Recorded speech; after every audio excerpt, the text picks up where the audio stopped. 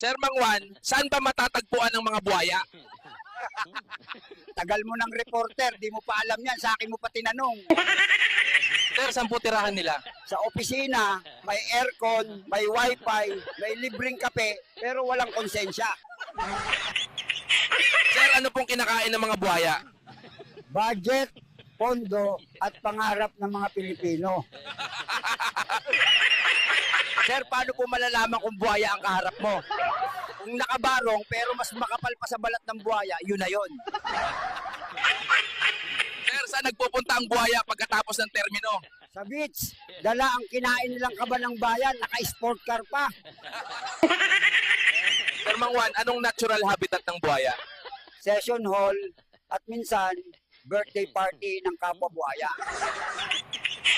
Sir Mangwan, may alam po ba kayong buhayang mabait? Meron.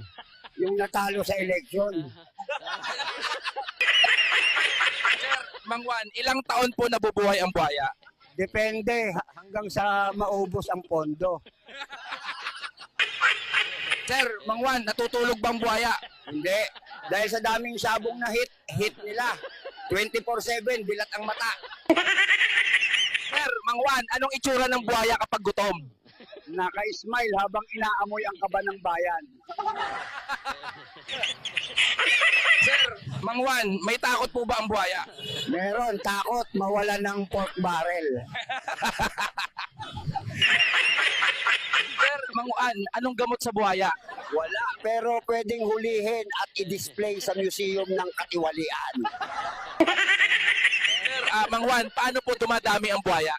Simple, isa lang kailangan, tapos yayain lahat ng kamag-anak. Mangwan, saan po nag-aaral ang mga buhaya? Sa University of Corruption, may kurso silang Kurakot 101. Sir Mangwan, bakit po malalaki ang tiyan ng buhaya?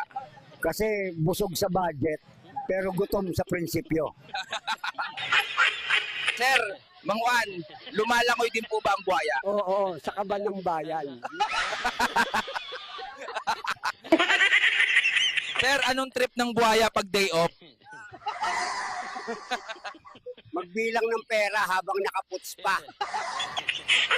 Sir, nag-evolve din po ba ang buhaya? Oo, dati nasa ilog, ngayon nasa kongreso. Sir, marunong po bang magpanggap ang buhaya? Sila nga gumawa ng salitang serbisyong publiko. Sir, may kaaway din po ba ang buhaya? Meron kapwa buhaya na ayaw magbahagi.